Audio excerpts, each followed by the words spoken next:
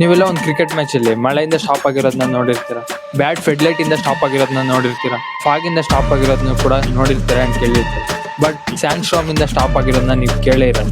So ಬನ್ನಿ ಈ ವಿಡಿಯೋದಲ್ಲಿ ಆ ಇಂಟ್ರೆಸ್ಟಿಂಗ್ ಸ್ಟೋರಿನ ತಿಳ್ಕೊಳ್ಳೋಣ. ಏಪ್ರಿಲ್ 22, 1998 ಅವತ್ತು ಶಾರ್ಜಾ ಕ್ರಿಕೆಟ್ ಗ್ರೌಂಡ್ ಅಲ್ಲಿ ಟ್ರೈ ನೇಷನ್ ODI ಸೀರೀಸ್ ಇರುತ್ತೆ between New Zealand, Australia and India. ಅವತ್ತು ಇಂಡಿಯಾ ವರ್ಸಸ್ ಆಸ್ಟ್ರೇಲಿಯಾ ಮ್ಯಾಚ್ ಇರುತ್ತೆ.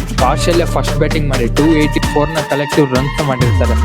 ಇಂಡಿಯಾ ಏನಾದ್ರು ಫೈನಲ್ಗೆ ಹೋಗ್ಬೇಕಂದ್ರೆ ಇಂಡಿಯಾ 284 ನ ಚೇಸ್ ಮಾಡ್ಬೇಕಾಗಿರುತ್ತೆ. ಬಟ್ ಇದು ಪಾಸಿಬಲ್ ಆಗಿಲ್ಲ ಅಂದ್ರೆ 237 ನ ಚೇಸ್ ಮಾಡಿ ನ್ಯೂಜಿಲೆಂಡ್ ನ ನಾಕ್ಔಟ್ ಮಾಡ್ಬೇಕಾಗಿರುತ್ತೆ ಈ ಸೀರೀಸ್ ಇಂದ. ಸೊ 2 ಚಾನ್ಸ್ ಇರುತ್ತೆ ಇಂಡಿಯಾಗೆ ಕ್ವಾಲಿಫೈ ಆಗಕ್ಕೆ ಫೈನಲ್ಗೆ. So India as usual chase ಮಾಡೋ ಟೈಮಲ್ಲಿ ಮಿಡ್ಲ್ ಆಫ್ ದ ಮ್ಯಾಚ್ ಅಲ್ಲಿ ಸ್ಯಾಂಡ್ ಸ್ಟಾರ್ಮ್ ಬರುತ್ತೆ. ಸೊ ಅದಕ್ಕೋಸ್ಕರ ಮ್ಯಾಚ್ ನ ಸ್ಟಾಪ್ ಮಾಡ್ಬೇಕಾಗಿರುತ್ತೆ 25 ಮಿನಿಟ್ಸ್ ವರೆಗೂ.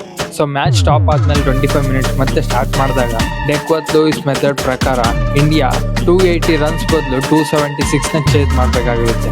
ಅವಾಗ ಸ್ಟಾರ್ಟ್ ಆಗುತ್ತೆ ಸಚಿನ್ ಸರ್ ನ ಮಾಸ್ಟರ್ ಕ್ಲಾಸ್. ಅವತ್ತು ಸಚಿನ್ ಸರ್ 143 ರನ್ಸ್ ನ ಹೊಡಿತಾರೆ ಇನ್ 131 ಬಾಲ್ ಅಲ್ಲಿ. ಇನ್ನೇನ್ ಚೇಸ್ ಆಗುತ್ತೆ ಅನ್ನೋಷ್ಟರಲ್ಲಿ 48 ಓವರ್ ಸಚಿನ್ ಸರ್ ಔಟ್ ಆಗ್ಬಿಡ್ತಾರೆ ಅನ್ಫಾರ್ಚುನೇಟ್ಲಿ. ಬಟ್ ಇವ್ರು ಮಾಡಿರೋ ಸ್ಕೋರ್ಗೆ ಇಂಡಿಯಾಗೆ ಆರಾಮಾಗಿ ಚಾನ್ಸ್ ಸಿಗುತ್ತೆ ಫೈನಲ್ಗೆ ಎಂಟ್ರಿ ಆಗೋದಕ್ಕೆ.